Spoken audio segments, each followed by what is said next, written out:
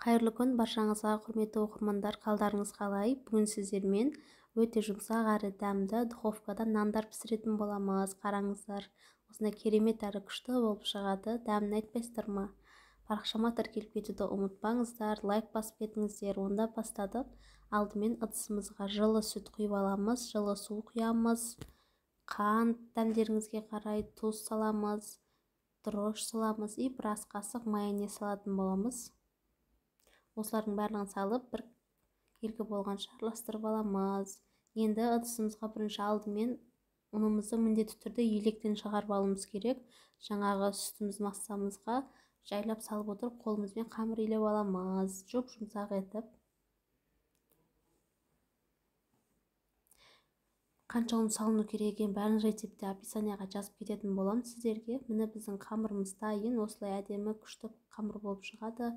Енді бетін жауып, жылы жерге 1,5-2 сағатқа қойып қоямыз. Көтерілу керек бізде қамыр. Біздің қамырымыз дайын, осындай күшті болып көтеріліп ісіп шықты. Қараңыздар. Енді мен бұны 4 бөлікке бөлем, 4 суалаға 4 нан жасап жатырмын. Мен сіздер үлкендеу етіп 2 штук жасасаңыздар да болады. Мен кішілеу етіп 4-еу шығардым. Ол әрине өздеріңіз қалауларыңызша. Енді листімізге қойып, бетін жауып, тағы да тындырып қоятын боламыз 15-20 минутқа. Бұл кезде біздің қамырымыз көтеріліп шығу керек, тағы кішкене. Міне біздің нанымыздың қамырлары дайын, осылай күшті керемет болып көтеріліп шығады. Енді бір листқа 2-ден салып пісіріп аламын. 4-еуі бірден сыймайды екен. Қолымыздың ортасындағы 3-4 саусақпен осылай шеттеріне айналдыра отырып, әдемілеп домалақ формамен нанымызды жасап аламыз. Көріп тұрғандарыңыздай, осы видеода көргендеріңіздей шеті қалыңдау болу керек. И ортасы осылай басып шығып, барлық жерін бірдей етіп жасап аламыз нанымызды. Бізде бұл әлі ісіп шығады. Енді ортасына осылай текешпен басып, гүлдердің несімен бастырып шығамыз, немесе өздеріңіз қалауларыңызша вилкамен тесіп шықсаңыздар да болады.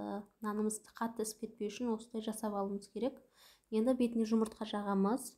Бетіне әсемдеп, сәндеп, нанға жағатын, себетін кунжуттар сепсек болады. Ақ қара кунжут себесіздер, сеппесеңіздер де болады. Онсыз да өзі күшті керемет болып шығады. Міне біздің нандарымыз жасап болдық. Енді дайын, қызып тұрған пеште 180 градуста 25-30 минут пісіріп аламыз. Міне біздің нандарымыз пісіп шықты. Осындай керемет, жұмсақ болып шығады. Иісін айтпайсыздар ма? Барып көшеден, магазиннен сатып алғаннан өздеріңіз үйде жасап жегенге жетпейді. Ас болсын.